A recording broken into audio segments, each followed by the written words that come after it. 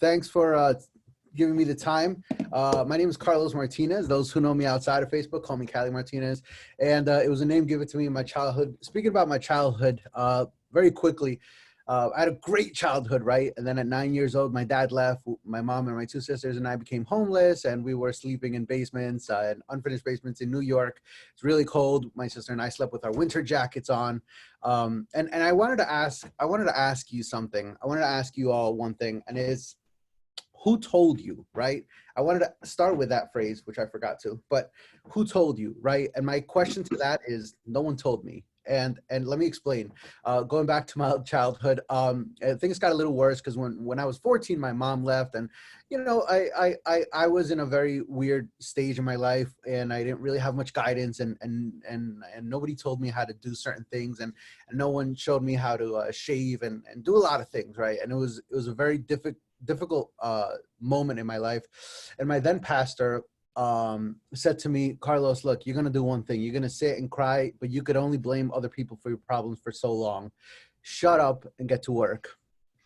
And although I kept that same phrase, no one told me, the meaning of it changed.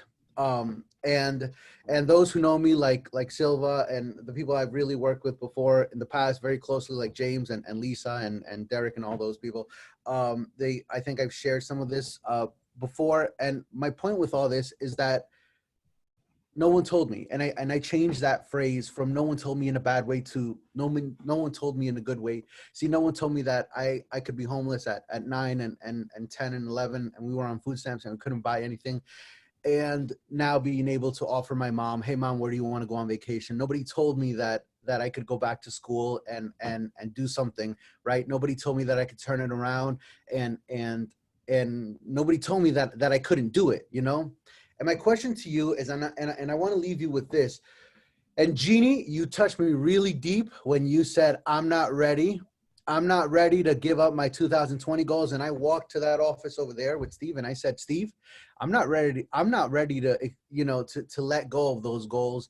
And my point with all this is to ask you, who told you, right?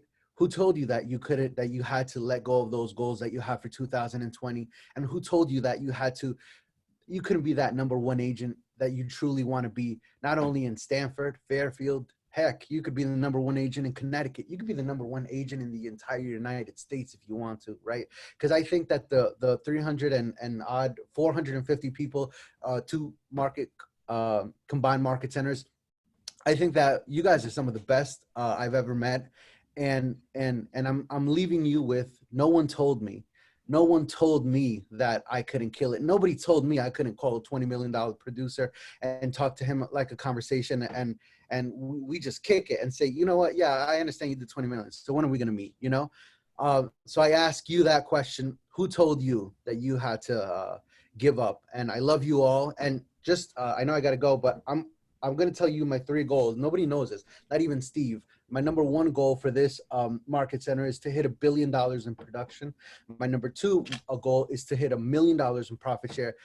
And it's going to seem really, really, really, really, really funny or really stupid. But my number 3 goal is, I want to get Rick in a place where he can go to law school if he wanted to, because we've got this covered. So that's it. I love you all, and I'll see you soon.